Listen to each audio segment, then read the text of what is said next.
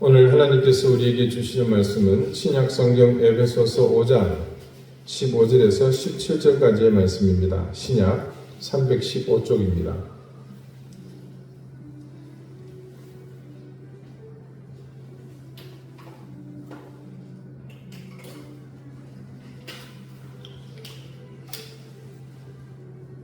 에베소서 5장 15절에서 17절까지의 말씀을 제가 읽겠습니다. 이제 다 같이 자리에서 일어나 하나님의 말씀을 경청하십시오. 그런즉 너희가 어떻게 행할지를 자세히 주의하여 지혜 없는 자같이 하지 말고 오직 지혜 있는 자같이 하여 세월을 아끼라. 때가 악하니라. 그러므로 어리석은 자가 되지 말고 오직 주의 뜻이 무엇인가 이해하라. 아멘. 자리에 앉으시기 바랍니다. 하나님께서 이 말씀으로 우리에게 은혜 주시기를 원합니다. 고대 중국 남송의 대유학자였죠. 주자 선생의 주문공 문집의 권학문 편을 보면요, 학문을 권하는 그런 문구라는 뜻이죠. 그곳에 이런 문구가 있습니다. 소년 1호 학난성이요 일촌 광음 불가경이라. 미각지당 춘초몽하니 계전 오입 이추성이라. 뜻은 이렇습니다. 소년은 늙기 쉬우나 학문을 이루기는 어려우니 일촌, 이게 한마디를 말합니다. 손가락. 이 한마디 같은 찰나의 시간도 가볍게 여기지 말라. 연못과 봄날의 풀이 채 꿈도 깨기 전에 계단 앞 오동나무 잎이 가을을 알린다. 시간과 관련하여 이보다 깊은 교훈을 주는 가르침이 또 있을까 싶습니다. 동서고금을 막론하고 인생의 지혜에 대한 가르침에 있어서 반드시 빠져서는 안 될 것이 있다면 그것은 바로 시간의 소중함을 알게 하는 겁니다. 시간에 대해서 세상은 언제나 그 긴박함을 언급합니다. 인생이 짧다는 겁니다. 그리고 짧은 그 인생은 그 긴박함 속에서 진리를 얻는 것에 최우선해야 한다는 것이 가르침의 핵심입니다.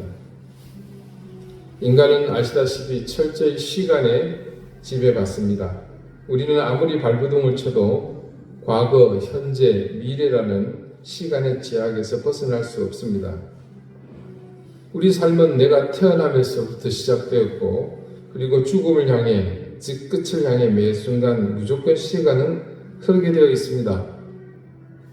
인간은 누구나 예외 없이 시간의 흐름에 따라 과거와 현재, 미래는 분명하게 구획이 정해집니다. 그러다 보니 인간의 삶의 지혜는 이 시간의 흐름에 민감하게 반응할 수밖에 없습니다.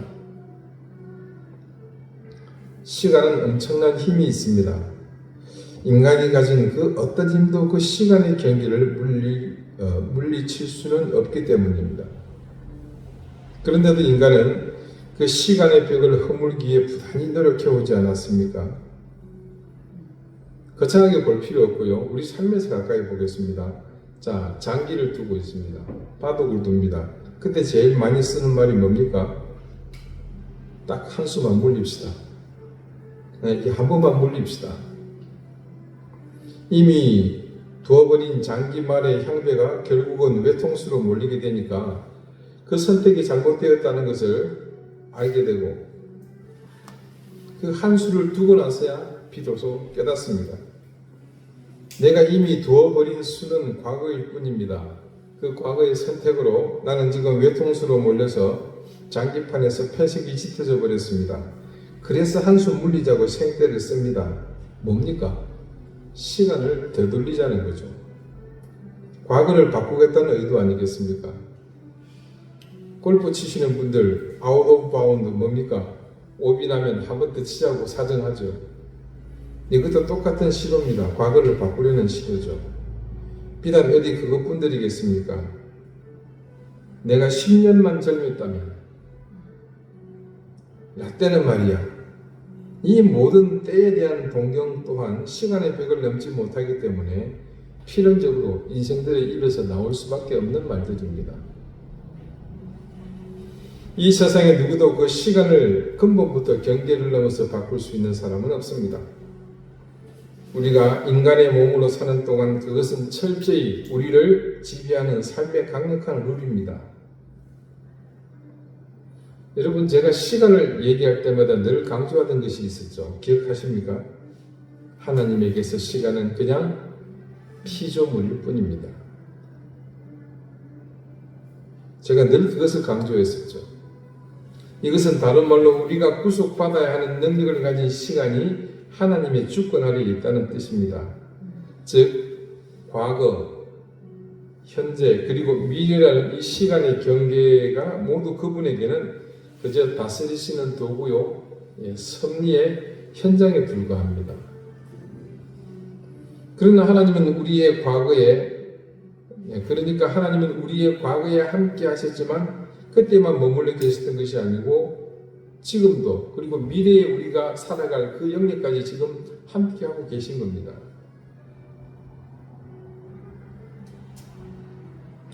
그분을 한마디로 과거와 현재 그리고 미래를 자유자재로 넘나드는 분이다, 이렇게 생각하면 쉽습니다. 우리가 하나님의 영역에 감히 근접할 수 없는 여러 영역이 있지만, 그래서 그런 사실 때문에 이 시간만큼은 철저하게 인간과 하나님이 구별되는 영역입니다. 베드로후서 3장 7절에서 9절까지의 말씀입니다. 이제 하늘과 땅은 그 동일한 말씀으로 불사르기 위하여 보호하신 바 되어 경건하지 아니한 사람들의 심판과 멸망의 날까지 보존하여 두신 것이니라. 사랑하는 자들아, 주께는 하루가 천년 같고 천년이 하루 같다는 이 한 가지를 잊지 말라. 주의 약속은 어떤 이들이 더디다고 생각하는 것 같이 더딘 것이 아니라 오직 주께서는 너희를 대하여 오래 참으사 아무도 멸망하지 아니하고 다 회개하기에 이르기를 원하시느니라. 핍박이 임하고 있는데, 너무나 큰 혼란 가운데 있는데 주님이 곧 오시겠다, 심판하시겠다는 약속이 드디어 이루어지는 것에 대해서 베드로 사도가 말한 부분입니다. 여기서 우리가 주목해 봐야 할 부분이 있죠. 주께는 하루가 천년 같고 천년이 하루 같다는 이 한 가지를 잊지 말라라고 말한 부분입니다. 이 말씀은 우리가 가지고 있는 시간의 관념을 뛰어넘는 다른 차원의 시간 개념입니다. 우리는 모두가 동일하게 공유하고 있는 시간의 관념이 있죠. 1분은 60초를 말합니다. 이 1분이 60개가 모이면 뭐가 됩니까? 1시간이 됩니다. 그 1시간이 24번 반복되면 하루라는 시간이 됩니다. 이 하루가 30회 반복이 되면 그것이 한 달이 되고, 그 한 달이 12번이 지나고 나면 1년이 됩니다. 이런 사실은 인류의 역사가 기록되면서 지금까지 각 민족의 달력을 따라 하루 이틀 정도 차이는 있을지언정 모두가 똑같이 공유하고 있는 시간에 관한 개념들입니다. 그런데 주님께는, 그러니까 하나님께는 이 하루가 천년과 같고 그분의 천년은 우리의 하루와 같다고 말씀하십니다.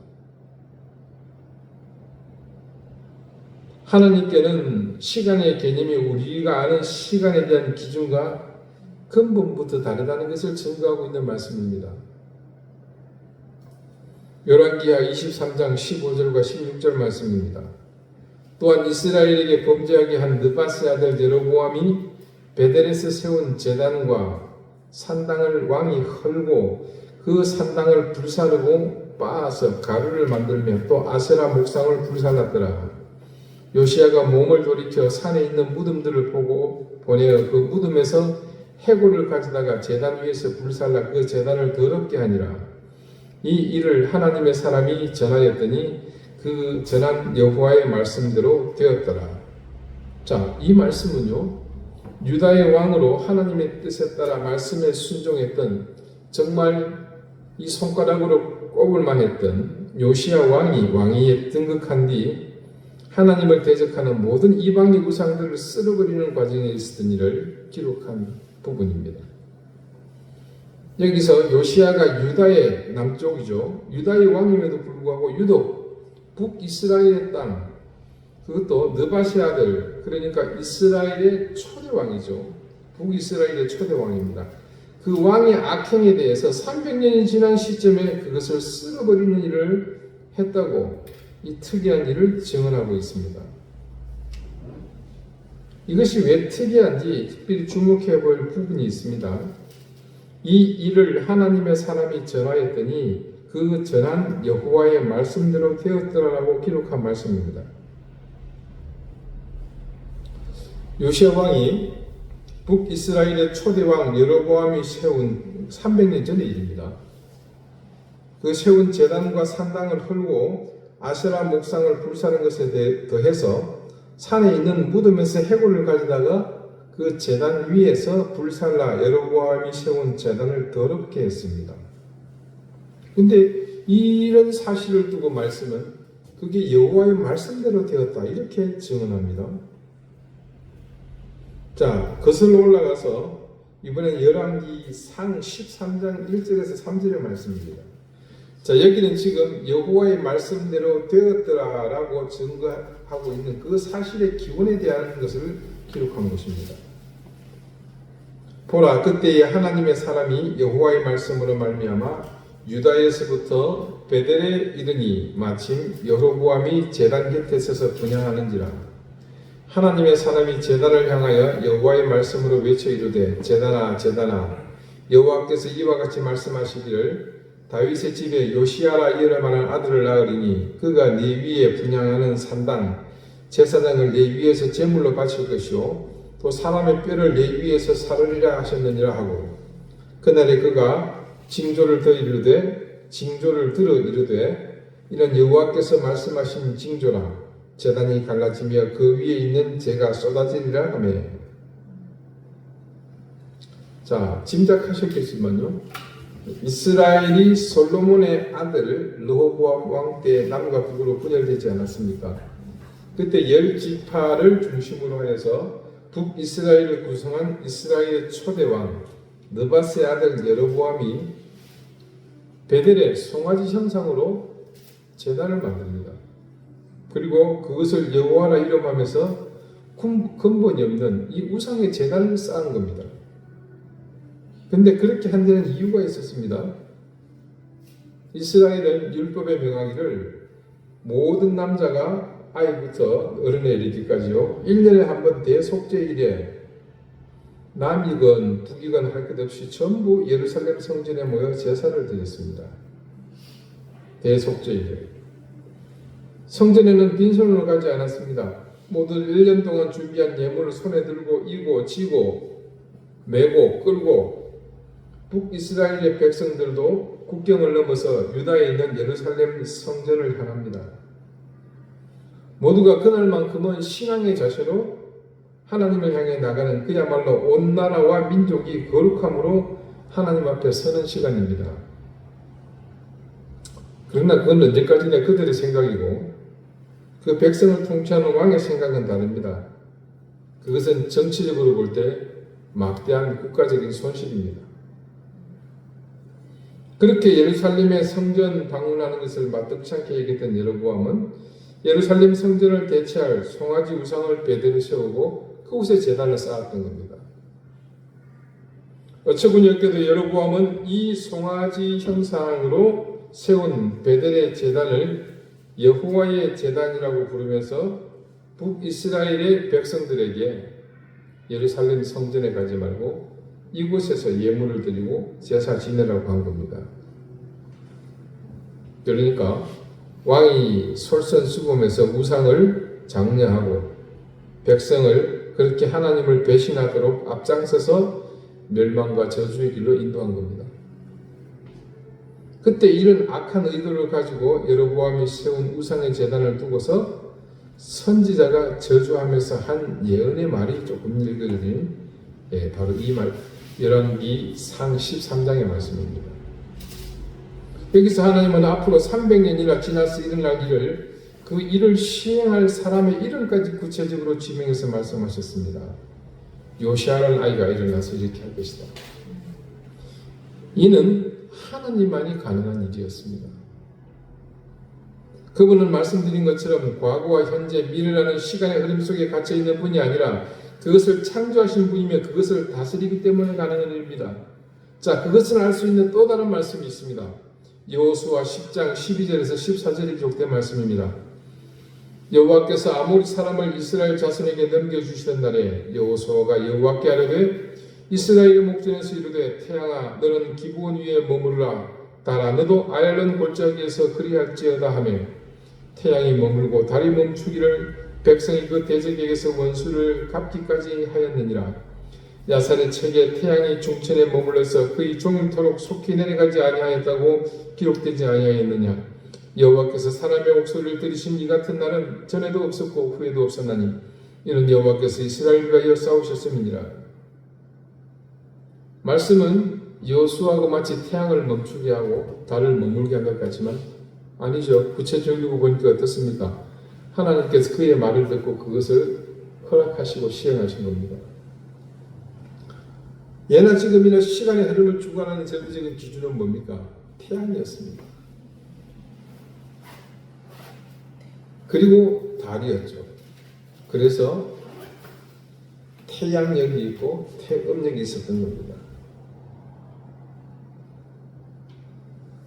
그런데 그 중요한 핵심이 되는 기준이 되는 태양이 공전하는 것을 멈춰버렸습니다. 이게 과연 가능한 일인가? 지금도 천문학에서 1년의 주기를 계산할 때에 수치가 일치하지 않는 한 가지 풀리지 않는 미스터리가 있습니다. 바로 성경에 기록됐던 이 사실 때문이라는 것은 서구 세계에서는 이미 공공연한 사실로 인정되고 있습니다. 하나님은 이렇듯 우리가 평생 그 구속에서 벗어나지 못하는 시간보다 위에 계신 분입니다. 그래서 하나님께는 시간의 정의가 세상의 기준과 다를 수밖에 없습니다. 물론 그분께도 우리 인생이 그렇듯이 1초 1분은 귀하고 소중하게 사용해야 하는 것은 다르지 않습니다. 여러분, 잠언과 전도서를 펼쳐보십시오. 여러 곳에 하나님은 솔로몬의 지혜를 통해 이 시간의 의미와 중요성을 충분히 가르쳐 주셨습니다. 그러나 그보다도 중요한 주님의 가르침이 있습니다. 그것이 바로 오늘 바울이 우리에게 말하고자 하는 교훈입니다. 오늘 본문 16절은 세월을 아끼라라고 명령합니다. 세월을 아낀다는 것은 우리가 흔히 오해하듯이 짧은 시간 안에 많은 양의 일을 처리하라는 뜻이 아닙니다. 오늘 본문의 영어 번역본, 우리가 제일 많이 쓰는 NIV 번역본을 보면요, 이 구절을 이렇게 번역해 놓았습니다. Making the most of every opportunity because the days are evil. 이 영어 본문에서는 세월을 아끼라는 의미를요, making the most of every opportunity, 모든 기회를 활용하라는 의미로 번역을 했습니다. 단순히 우리말 아끼라는 뜻으로만 해석하기에는 좀 부족합니다. 오늘 본문 아끼라에 해당하는 헬라어 엑사고라조 메노이의 원형인 엑사고라조를 사전에서 찾아보면요, 선을 행하기 위한 모든 기회를 현명하고 거룩하게 사용하는 것, 이렇게 표현을 합니다. 그러면서 대표적인 단어로 redeem을 꼽고 있습니다. 이 redeem은요, 주로 보상하다, 만회하다 혹은 교환하다의 의미로 사용되는 단어인데, 그러면 이것만으로 이 의미를 담기에는 부족합니다. 그래서 좀 더 찾아보니까 뒷부분에 이런 의미가 있습니다. 그것은 구속하다입니다. 여러분이 구속하다가 이게 arrest, 체포하다는 뜻이 있지만요, 또 다른 뜻이 있는 거 아시죠? 예수께서 우리를 어떻게 하시고 피로 구속하셨잖아요.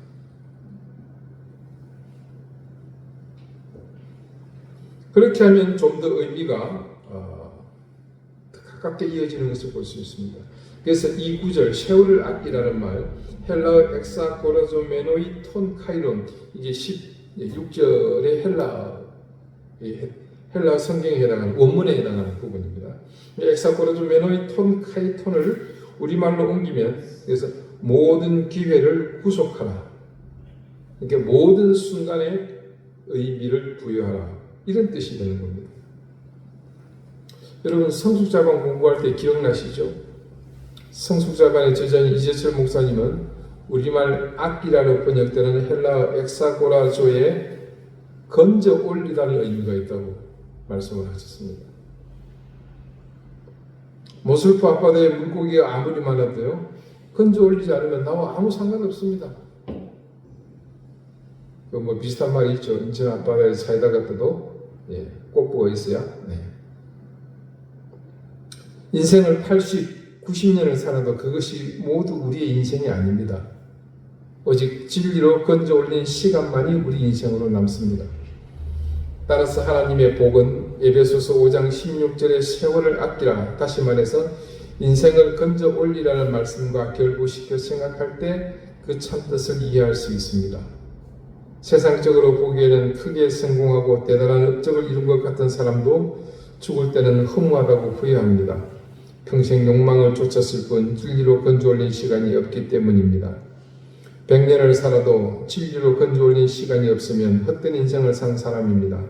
그러나 30대에 요절할지라도 그 30년을 진리로 건져 올린 사람은 영원을 산 사람입니다.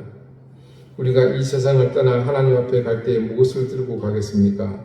세상의 수표책, 예금통장, 부동산 등기문서 이런 것들 다 놓고 가야 합니다. 그때 우리가 들고 갈 수 있는 것은 오직 진리로 건져 올린 시간뿐입니다. 하나님께서는 그것을 놓고 우리 일생을 평가하실 것입니다. 그래서 정도를 걷는 자가 복되고 하나님 앞에 나아가는 자가 복되고 진리 안에서 선하고 아름답게 살면서 행복을 추구하는 삶이 복입니다. 그분은 세월을 아끼라는 이 말에 담긴 하나님의 깊은 뜻을 이렇게 설명하셨습니다. 얼마나 적절한 해석인지 모르겠습니다. 세월은 누구든 당연히 아껴야 할 귀한 것입니다. 우리에게 천하보다 귀한 생명을 하나님이 주셨습니다. 그 귀한 생명의 가치가 가장 존귀하게 존재하는 것은 바로 우리가 시간을 가졌다는 겁니다. 그래서 인생으로 사는 누구든 세월을 아끼라는 것은 문자적 의미 그대로 매우 중요한 일입니다. 선현의 가르침처럼 소년은 늙기 쉽고 학문을 이루기 어려우니 일촌, 손가락 한 마디 같은 빛과 같은 시간일지라도 역시 절대로 가벼이 여기지 말아야 할 것입니다. 새벽부터 우리 사랑함으로써 저녁까지 씨를 뿌려봅시다. 열매 차차 익어 곡식 거둘 때에 기쁨으로 단을 거두리로다. 거두리로다 거두리로다 기쁨으로 단을 거두리로다. 거두리로다 거두리로다 기쁨으로 단을 거두리로다. 그렇게 우리에게 주어진 시간의 귀한 선물을 소중하게 사용해야 합니다. 그런데 단순히 아끼는 것으로 끝나서는 안 됩니다. 그 시간에 이 찬송의 가사처럼 씨를 뿌리듯이 생명 있는 일을 하는 겁니다. 즉 시간에 의미를 부여하며 세월의 강물에서 내 인생의 두렵하게 세월을 길어 올리는 겁니다. 바울은 이 사실을 두고 지혜 있는 사람과 어리석은 사람을 구분했습니다.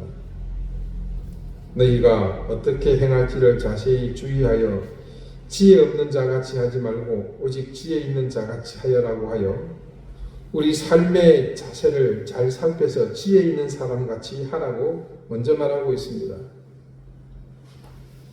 그런 다음 이어서 세월을 아끼라고 합니다. 이유가 뭡니까? 지금 때가 악하기 때문에 그렇다는 겁니다. 여러분, 때가 악하다는 말을 우리가 어떻게 받아들여야겠습니까? 포괄적으로 보자면 악한 영의 기운이 드센 시대 혹은 사사시대처럼 하나님의 말씀은 전혀 어떤 의미도 없고 그 하나님의 뜻을 아랑곳하지 않고 자기 소견대로 세상을 등지고 그렇게 사는 시대라고 보면 될 듯합니다. 그러나 의미를 조금 더 제한해보면 허무하게 혹은 의미 없이 시간을 무작정 흘려보내는 시대라는 뜻으로 해석이 가능합니다. 세상이요 무의미하게 혹은 무가치하게 세월을 보낸다는 것이 의미하는 것이 무엇일까요? 저는 그것을 이렇게 봅니다. 한마디로 공중의 권세 잡은 악한 영의 이끌림에 모두 끌려다니는 세상이라는 뜻 아니겠습니까? 하나님을 대적하는 세상을 대변하는 악한 영, 늘 인생을 그렇게 마음대로 끌고 다니면서 끝내는 지옥의 권세 아래로 사람을 밀어넣고 맙니다. 그렇게 해왔고 그렇게 하고 있고 앞으로도 그럴 겁니다. 평생을 자신의 속박에서 살느냐고는 그 인생을 책임져 주지 않습니다. 그렇게 하나님을 떠나 살다가 공동묘지 속으로 들어가고 마는 그야말로 인생을 방치하는 그 이상도 그 이하도 아닙니다. 오늘 바울이 말하고자 하는 어리석음에서 벗어나 지혜로운 자가 되라는 것도 바로 그런 의미입니다. 바로 그런 시대 가운데에서 세월을 아끼라는 겁니다.